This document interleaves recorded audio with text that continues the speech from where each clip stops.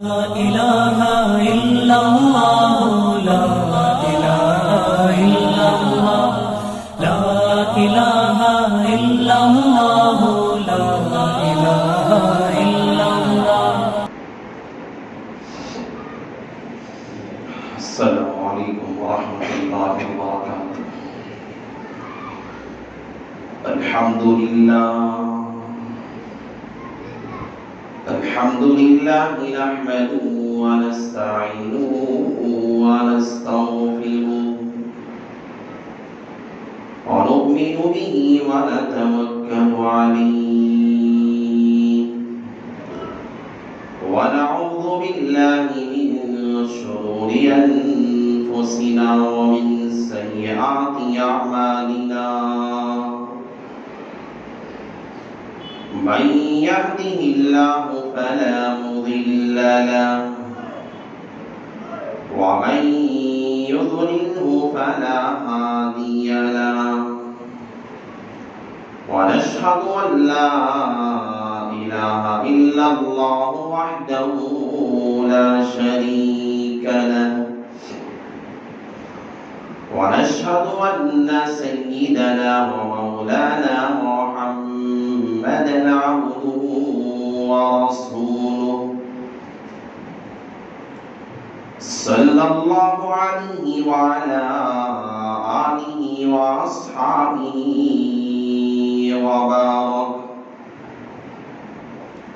وبارك وسلم تسليما كثيرا.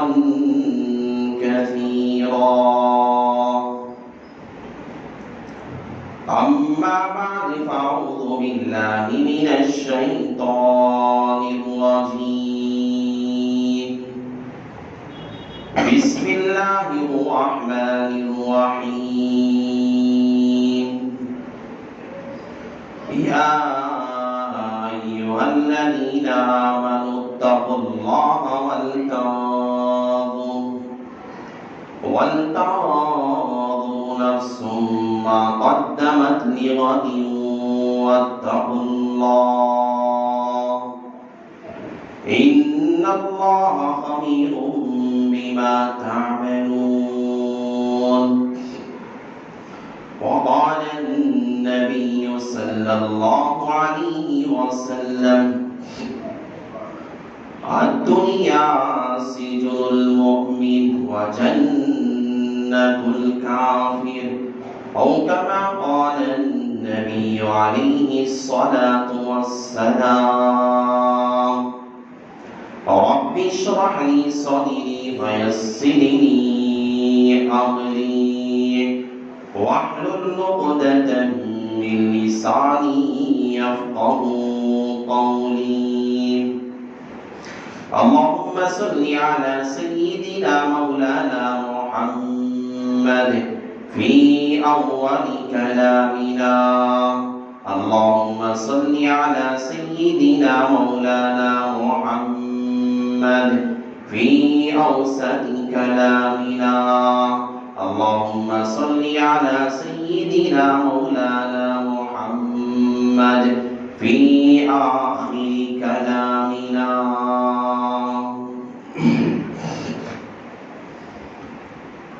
یہ دنیا اہل دنیا کو بسی معلوم ہوتی ہے. یہ دنیا اہل دنیا کو بسی معلوم ہوتی ہے. نظر والوں کو یہ اجڑی ہوئی معلوم ہوتی ہے. میں رونا اپنا روتا ہوں تو یہ ہنس ہنس کے کہتے ہیں. میں رونا اپنا روتا ہوں تو یہ ہنس ہنس کے یہ کہتے ہیں. ایک لگی ایک دل لگی سی معلوم ہوتی ہے. معزز سامعین کرام، میرے غیور نوجوان بزرگوں اور بھائی،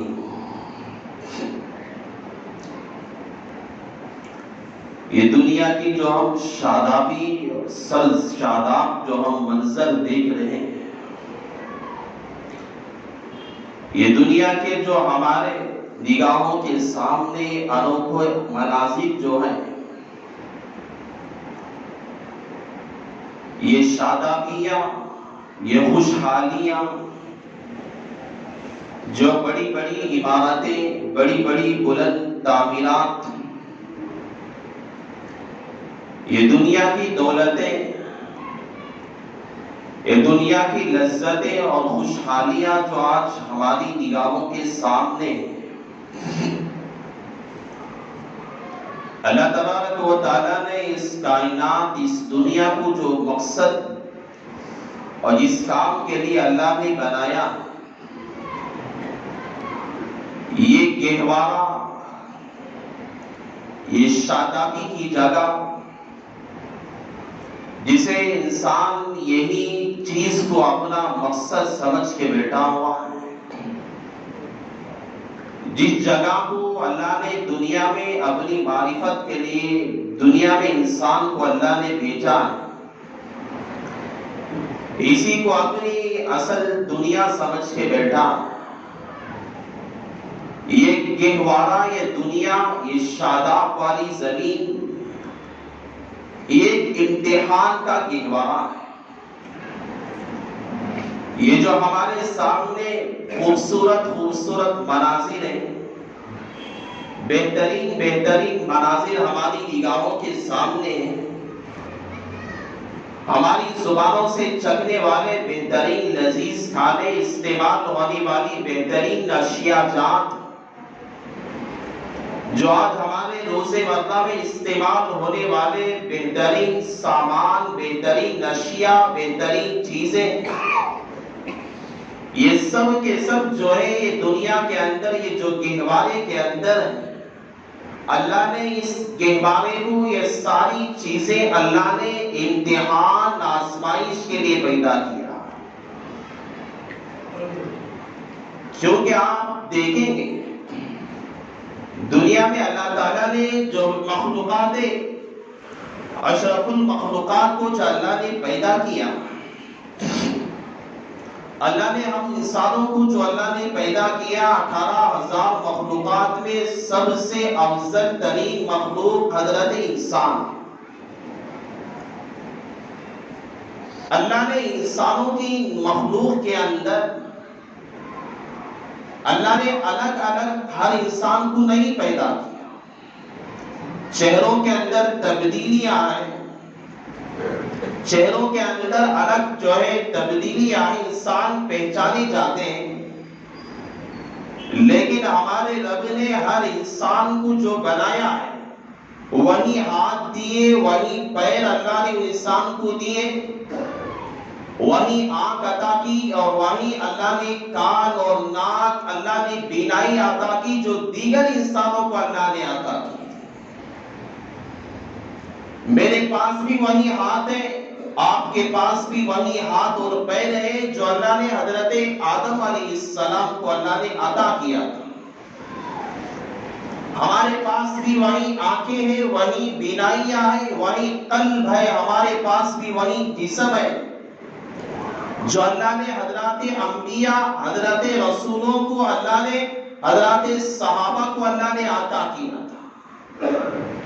سب کا جسم ایک طرح کا، سب کو اللہ نے آنکھیں بھی عطا وہی کی ہے، اللہ نے سب کو پیر بھی وہی عطا کیے، اللہ نے قدم بھی وہی عطا کیے، اللہ نے سر بھی وہی عطا کیا۔ ایسا تو نہیں کہ اللہ نے کسی انسان کو اللہ نے جو ہے لوہے کا سر دیا، کسی کو جو ہے معمولی چمڑے کا اللہ نے سر دیا، کسی کو پیتل کی آنکھیں دی تو کسی کو چمڑے کی آنکھیں دی۔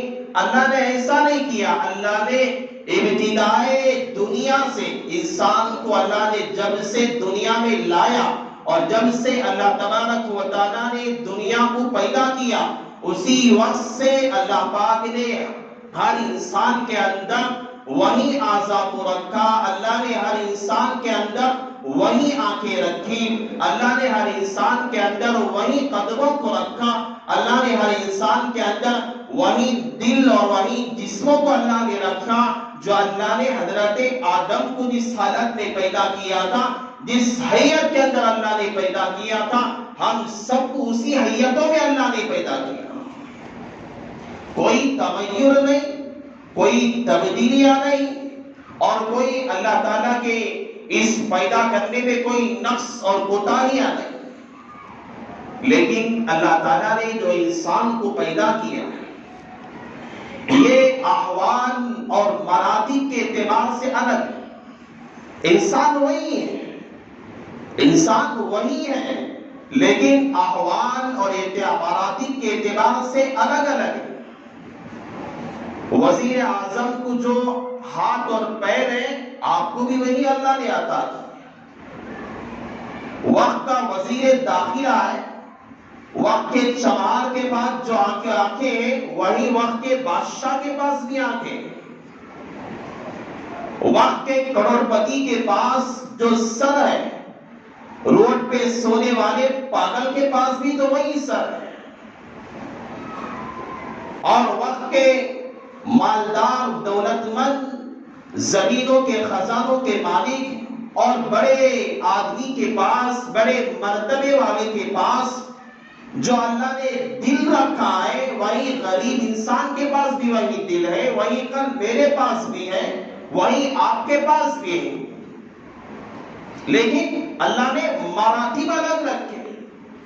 وہی انسان ہے، پاگل بھی وہی ہے، دیوانہ بھی اسی طرح کا ہے، وہی تو اسی طرح کا ایک غریب انسان بھی ہے، لیکن انسان کے اعضاء جس طرح ایک پاگل کے پاس ہے وہی اعضاء ایک وقت کے بادشاہ کے پاس بھی ہے، وقت کے وزیر داخلہ کے پاس بھی ہے، وقت کے وزیر اعظم کے پاس بھی ہے، وقت کے MLA کے پاس بھی ہے، وقت کے MP کے پاس بھی ہے، وقت کے مالدار، وقت کے چودھری کے پاس بھی ہے۔ لیکن اللہ نے میرے ہر انسان کے مراتب اللہ نے بلند کیے، الگ الگ اللہ نے مرتبوں کو رکھا۔ اللہ نے کسی کو غریب رکھا، کسی کو مالدار رکھا، اللہ نے کسی کو بلند مرتبے پہ فائز کیا، اللہ نے کسی کو کم مرتبے پہ رکھا، اللہ نے کسی کے اعلیٰ مراتب پہ رکھا، اللہ نے کسی کو کم مرتبے پہ رکھا۔ یہ اللہ کی صنعت ہے، یہ اللہ کی کاریگری ہے۔ اللہ اس انسان کو بتانا چاہتا ہے یہ دنیا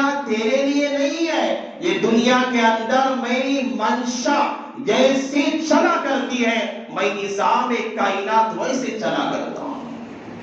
دنیا میں احوال کے اعتبار سے انسان مختلف ہے، بس اعضاء ایک ہی طرح کے، ہاتھ پیر سب کے پاس وہی ہے۔ میں آپ کو سمجھا رہا ہوں اللہ نے احوال ہر ایک کے متغیر حالات رکھے ہیں۔ دنیا میں ہم دیکھتے ہیں کوئی خوشحالی کے اندر ہے، کوئی مزے کے اندر ہے، کوئی جو ہے ہنسی کے اندر ہے، آرام کی زندگی میں ہے، وہی انسان ہے۔ لیکن دوسری جگہ پہ انسان پریشان حالی کے اندر، مصیبت زدہ حالات کے اندر، مشقتوں کے اندر، پریشانیوں کے اندر اپنی گھر کے کونے میں بیٹھ کے رو رہا ہے، گڑ گڑا رہا ہے۔ ایک انسان خوشحالی کے اندر ہے اور ایک انسان غموں کے اندر جو ہے روتا جا رہا ہے، گھٹتا جا رہا ہے۔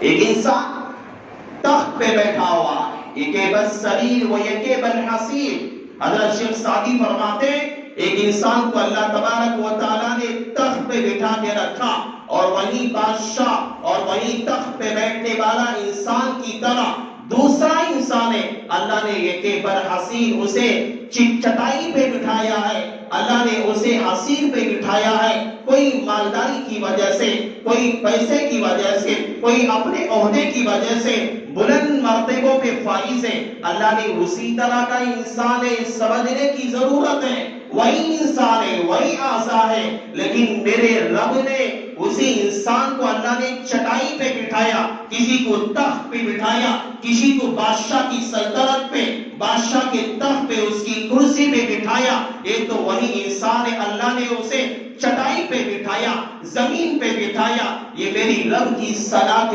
کاری ہے۔ اللہ کسی کو دیکھتے ہیں کوئی بیمار ہے، تکلیفوں میں ہے، ہسپتالوں کے اندر بیمار تڑپ رہا ہے، پریشان ہے، تکلیفوں میں، دردوں میں، اپنی تکالیف کے اندر اپنی بیماری کی وجہ سے پریشان حال ہے، پریشان زدہ ہے، حالات سے دوچار ہے، بیماری کی وجہ سے ہرا ہوا ہے، پریشان حال ہے۔ لیکن وہی طرح کا انسان اللہ نے جس طرح اس انسان کے اعضاء بنائے اسی طرح کا انسان ہے. اور دوسری جگہ اللہ نے کسی کو تندرستی عطا فرمائی ہے, صحت عطا فرمائی ہے, وہ جو چاہے کھا سکتا ہے, جو چاہے پی سکتا ہے, جیسے چاہے استعمال کر سکتا ہے. اللہ نے صحت بھی عطا کی ہے, اللہ نے تندرستی بھی عطا کی, لیکن وہی انسان, وہی اعضاء رکھنے والا, وہی آنکھ رکھنے والا, وہی جو ہے اپنے پاس سر رکھنے والا, وہی قدم رکھنے والا, وہی ہاتھ رکھنے والا,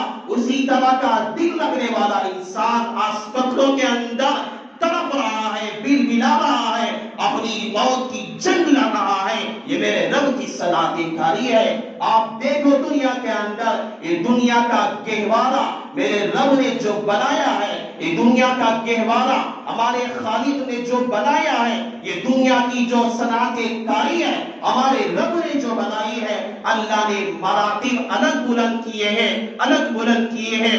آپ دیکھیے کوئی آدمی اپنی موت کی جنگ لڑ رہا ہوتا ہے, کسی کو سکرات کا عالم طاری ہے, کوئی دنیا سے جانے کی تیاری میں لگا ہوا ہے, کسی کے پاس موت کا فرشتہ دستک دے کے حضرت اسرائیل کھڑے ہوئے ہیں اور اب دنیا سے جانے کا پروانہ لے کر آئے ہیں, اور اس کے پاس روح نکالنے کے انتظار میں کھڑے ہوئے ہیں. لیکن یہ انسان دنیا میں اور ایک گھر کے اندر جو ہے, اس کے دنیا سے جانے کے وجہ سے غم کا کیا جا رہا ہے, رونا کا کیا جا رہا ہے, باپ کے انتقال پر, بھائی کے انتقال پر, بہن کے انتقال پر, اپنی ماں کے انتقال پر. ایک انسان اپنا رونا پورے خاندان کے اندر, پورے گھر کے اندر ایک غم کا ماحول ہے, پورے گھر کے اندر درد کا ماحول ہے, رونے کا ماحول ہے, گریہ مزاری کا ماحول ہے. لیکن دیکھو اسی طرح کا انسان ہے, ایک دوسرے گھروں کے اندر کسی بچے کی پیدائش ہوتی ہے, کوئی بچہ دنیا میں آتا ہے, کسی کے گھر کے اندر کوئی ننھا سا بچہ پیدا ہو کے آتا ہے, اس کے داخلہ سارے خاندان کے اندر مٹھائی تقسیم کی جاتی ہے, محبتیں تقسیم کی جاتی ہیں, خوشی کی جاتی ہے, مبارکبادیں پیش کی جاتی ہیں. ایک انسان دنیا سے جا رہا ہے, اس کے گھر کے اندر غم کا ماحول ہے, وہی انسان دنیا میں آتا ہے, اس گھر کے اندر خوشی کا ماحول ہے. یہ میرے رب کی صنعت کاری ہے. آپ دیکھیے, آپ دیکھیے, یہ دنیا کا گہوارہ ایسا نہیں میرے رب نے بنایا.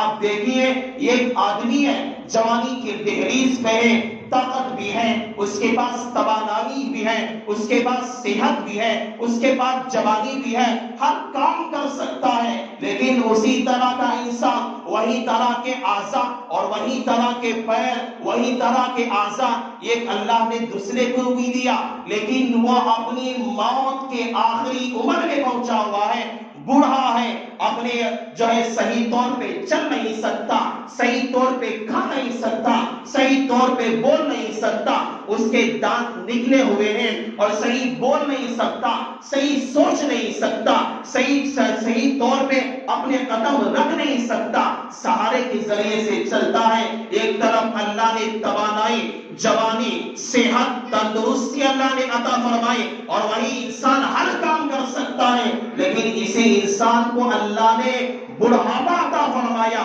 اور اسی بڑھاپے کی وجہ سے انسان ایک طرف کمزور, لاچار پڑا ہوا ہے. یہ میرے رب کی صنعت کاری ہے. آپ دنیا کا گہوارہ سمجھتے جائیے, سمجھتے جائیے. اللہ تعالیٰ نے یہ دنیا ایسے بنائی ہے, ایسے بنائی ہے. ایک آدمی اسی طرح کا انسان رات کے وقت کو غنیمت سمجھ کے, رات کی تاریکی کو غنیمت سمجھ کر, رات کے وقت کو غنیمت سمجھ کر اللہ کے سامنے کھڑے ہو کر رکعت باندھتا ہے, اللہ کی ندائیں لگاتا ہے, صدائیں لگاتا ہے, گڑ گڑاتا ہے, روتا ہے, اللہ سے معافی مانگتا ہے, توبہ کرتا رہتا ہے, اور یہ اللہ سے, اللہ کی عبادت میں مشغول ہے, اللہ کے سامنے آہوازاری میں مشغول ہے. لیکن میرے بھائی وہی انسان ہے, رات کے وقت کو غنیمت سمجھ کر, رات کی تاریکی کو غنیمت سمجھ کر, رات کے موقع کو غنیمت سمجھ کر کوئی بدکاری میں لگا ہوا ہے, کوئی چوری میں لگا ہوا ہے, کوئی ڈاکے میں لگا ہوا ہے, کوئی دھوکہ دینے میں لگا ہوا ہے, کوئی زناکاری میں لگا ہوا ہے۔ میرے بھائی دیکھو، میرے رب نے اس نظام کائنات بنایا، وہی بندہ رات کی تاریکی میں اپنے رب سے تعلق جڑا ہوا ہے، وہی بندہ اسی طرح کے آزار رکھنے والا بندہ ہے، لیکن وہ بندہ اپنے گناہوں کی وجہ سے اپنا رب کا تعلق کٹ کر اپنے رب کے تعلق کو توڑ کر گمراہی کی طرف جا رہا ہے۔ یہ میرے رب کی صنعت کاری ہے۔ اللہ کسی کو بلندی دیتا ہے، کسی کو پستی میں لاتا ہے، اللہ کسی کو خوشحالی میں لاتا ہے، اللہ کسی کو غم عطا کرتا ہے، اللہ کسی کو بیماری دیتا ہے، اللہ کسی کو صحت دیتا ہے، اللہ کسی کے گھر کے اندر خوشحالیاں لاتا ہے، کسی کے گھروں کے اندر غم کے ماحول کو لاتا ہے، اللہ کسی کے مراتب اور کسی کی کمائیوں کو اللہ بلند مرتبے میں رکھتا ہے، اور کسی کو بے کس اپنے گھر کے اندر بٹھا دیتا ہے، اللہ کسی کو پاگل بناتا ہے اور کسی کو چالاک بنا دیتا ہے۔ اللہ تعالیٰ کی یہ صنعت ہے۔ اللہ کہنا یہ چاہتا ہے، میرے بھائی سمجھنے کی ضرورت ہے، اللہ ہمیں سمجھانا یہ چاہتا ہے، یہ دنیا ہے، یہ دنیا کا گہوارہ تمہارے لیے امتحان گاہ ہے، آزمائش کا گھر ہے۔ میں جیسے چاہوں گا، میرا قانون جیسے چلے گا، میری مصلحت جیسے چلے گی، میرا منشا جیسے چلے گا، میں انسان کو ویسے ہی حالات پہ لاؤں گا۔ میری منشا کے بغیر یہ کائنات کا نظام چل ہی نہیں سکتا۔ یہ اللہ کی صنعت ہے، انسان کو سمجھانا اللہ چاہ رہا ہے، انسان کو اللہ سمجھانا چاہ رہا ہے۔ یہ صنعت کاری انسان وہی طرح، میری طرح، آپ کی طرح پوری دنیا میں انسان بسے ہوئے ہیں۔ کسی کو دم نہیں تو نہیں ہے، کوئی انسان ایسا تو نہیں ہے، کوئی ہاتھی کی طرح بڑے بڑے قد والا انسان دنیا میں ہے، کوئی ایسا انسان تو نہیں ہے جو بڑی بڑی شیر کی طرح آنکھیں رکھنے والا ہے، دنیا میں کوئی ایسا انسان نہیں ہے۔ ہاں، طاقت کے اعتبار سے، کمزوری کے اعتبار سے فرق ہے، لیکن دنیا میں ہر انسان جنگل میں رہنے والا ہو یا دیہات میں رہنے والا ہو یا شہر میں رہنے والا ہو یا جو ہے سمندر میں، جو ہے سمندر کے پار دنیا میں رہنے والا، ہر انسان کو اللہ نے ایک ہی نہج میں، ایک ہی طریقے پہ اللہ نے پیدا کیا، لیکن احوال الگ ہے۔ اللہ نے مراتب الگ بیان کی ہے۔ ہر ہم میں سے اتنے سارے لوگ یہاں بیٹھے ہوئے ہیں، سب کا خوش نہیں ہے، سب خوش نہیں ہے، سب کے حالات یہ جیسے نہیں ہے۔ ہم سارے یہاں بیٹھے ہیں، کوئی خوشی کے اندر ہے، کوئی غمگین ہے، کوئی پریشانی کے اندر ہے، کوئی مصیبت کے اندر ہے، کوئی بیماری میں ہے، کوئی صحت کے اندر ہے، کوئی اپنے اپنے اعتبار سے۔ ہم دیکھنے میں انسان سب ایک طرح کے ہیں، لیکن اللہ نے ہمارے احوال الگ رکھے۔ اللہ سمجھانا چاہتا ہے، میرے بھائی ہمیں سمجھانا چاہتا ہے، یہ دنیا کا نظام میں جیسے چاہوں گا اسے پلٹ سکتا ہوں، اسے بدل سکتا ہوں۔ یہاں اللہ کا قانون چلے گا، اللہ کی منشا چلا کرتی ہے۔ اس لیے یہ دنیا گہوارہ، یہ دنیا کا گہوارہ جو ہے اللہ نے آزمائش کا مکان بنایا ہے، امتحان کا مکان بنایا ہے، اور اللہ نے اس دنیا کی زندگی کو مثال کے طور پہ اللہ نے سمجھایا۔ یہ دنیا کی زندگی ایسا ہے جس طرح برف ہے، جس طرح ہم کہتے ہیں آئس۔ یہاں جائیں گے روڈ پہ جو آئس کی دکان ہے، وہاں آپ جاتے ہوئے دیکھ کے جاؤ، جو برف ہوتا ہے اسے فریج سے لا کر باہر رکھ دیا جاتا ہے، جس طرح وہ پگھلتا جاتا ہے، اپنی حالت پہ باقی نہیں رہتا۔ برف کو فریج سے نکالنے کے بعد باہر اگر آپ رکھیں گے، وہ اپنی حالت میں جیسے گھٹ رہا اسی طرح باقی نہیں رہتا، اس کا وزن گھٹتے رہتا ہے، پگھلتے رہتا ہے۔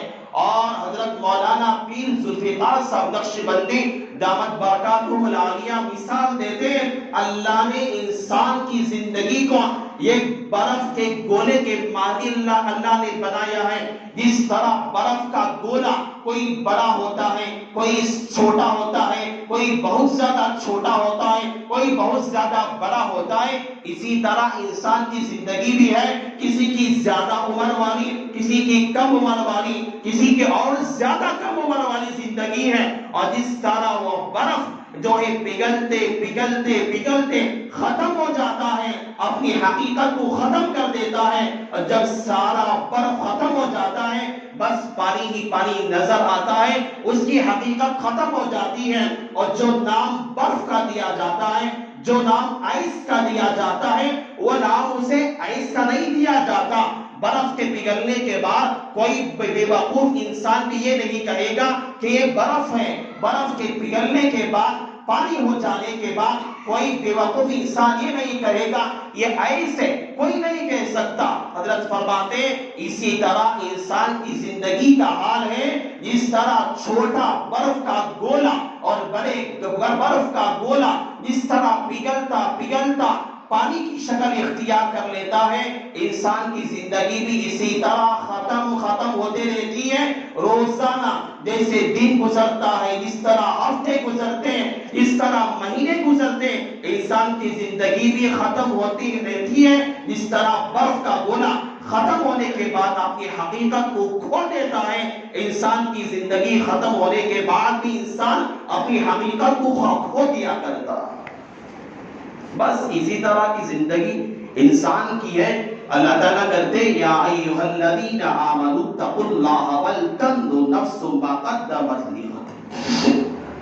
اور ایمان والوں اے مسلمانوں، اللہ کا خطاب ہم سے، اللہ کہتا یا ایھا الذین آمنوا اتقوا اللہ، اللہ سے ڈرا کرو۔ یہ زندگی کا گہوارہ میں نے آپ کو سمجھایا، بہت ساری مثالیں میں نے آپ کو دی، میں نے سمجھایا۔ اللہ اس کے بعد کہتا یا ایھا الذین آمنوا اتقوا اللہ، ایمان والو اپنے رب سے ڈرا کرو۔ تمہارے لیے ڈرنے کا مقام ہے، یہ امتحان کا گہوارے میں ڈرنے کی ضرورت ہے، تمہارے لیے ڈرنے کا مقام ہے۔ کوئی آدمی بیمار ہے، ہمارے سامنے کوئی کسی بیماری کے اندر آ گیا، کسی کو فکس ہے، کوئی کہ ایڈس کی بیماری آ گئی، اللہ ہم سب کی حفاظت فرمائے، آمین۔ لیکن جب دیکھو کوئی آدمی بیمار ہے، ایسا نہ سمجھو یہ بیماری تمہیں نہیں آ سکتی، ایسا نہ سمجھو۔ کوئی مصیبت میں پریشان آ گئے، یہ غلط فہمی میں نہ بیٹھو کہ یہ پریشانی بس اسی کی حد تک ہے، مجھے نہیں آ سکتی، یہ غلط فہمی ہے۔ اللہ جس طرح بیماری اس بندے کو دیا، اللہ اسی طرح کی بیماری ہمیں بھی دے سکتا ہے۔ اللہ جس طرح پریشانی اس بندے کو عطا اللہ نے دیا، اسی طرح کی پریشانی اللہ ہمیں بھی دے سکتا ہے۔ ایک دوسرے کو دیکھ کر عبرت کا حاصل کرنا، یہ اللہ کہتا ہے یہ ہمارے لیے لِأُولِي الْأَلْبَابِ، ہم نے عقل مندوں کے لیے احوال، جو ایک کو غریب، ایک کو مالدار، ایک کو بیمار، ایک کو صحت مند جو ہم نے بنایا ہے، یہ اس فہمی میں نہیں اللہ نے مجھے تو صحت دی ہے، اللہ نے مجھے تو تندرستی دی ہے، اس غلط فہمی میں نہ جاؤ۔ دیکھو جو اللہ تمہیں صحت دیا ہے وہی اللہ تمہیں بیماری بھی دے سکتا ہے، جو اللہ تمہیں مالدار بنایا ہے وہی اللہ تمہیں جو دوسرے انسان کی طرح غریب بھی بنا سکتا ہے۔ یہ منشاء رب کی دنیا ہے، یہاں منشاء اللہ کی چلا کرتی ہے۔ اس لیے اللہ کہتا ہے یا ایھا الذین آمنوا اتقوا اللہ، اپنے رب سے ڈرا کرو، اپنے رب سے ڈرا کرو۔ حضرات صحابہ اتنا اپنے اللہ سے، اپنے رب سے ڈرا کرتے تھے۔ حضرات صحابہ کے بارے میں آتا ہے جب کوئی تذکرہ اللہ کی تعریف کے بارے میں آتا ڈر جایا کرتے، خوف زدہ ہو جایا کرتے۔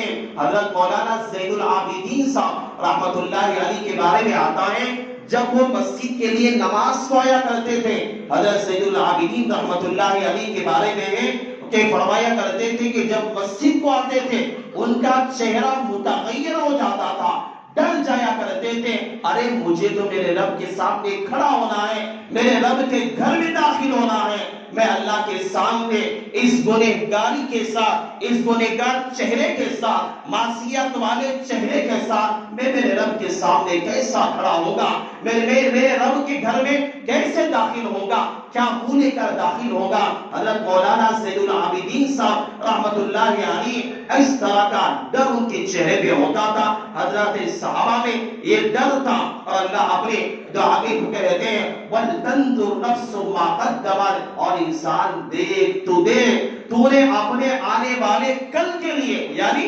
قیامت کے لیے کیا بھیجا ہے، کیا تیاری کی ہے۔ वल्तंजुर नफ्सुम, हर इंसान सोचे, हर इंसान के बारे में अल्लाह का खिताब है, हर इंसान सोचे, वल्तंजुर नफ्सुम मा क़द्दमत लिग़द, कल के लिए हमने अपने लिए क्या तैयारी करके भेजा है। कब्र का मसला है, मरने के बाद पुलसिरात का मसला है, आलमे बरज़ख का मसला है, कल क़यामत का मसला है। हमने अपने लिए वल्तंजुर, तुम देखा करो, अपने नफ्स पे गौर किया करो, तुमने अपने लिए वल्तंजुर नफ्सुम मा क़द्दमत लिग़द, तुमने अपने कल के लिए, क़यामत के लिए, अपने कब्र के मसले के हल के लिए क्या तैयारी करके भेजी, क्या तैयारी करके रखी।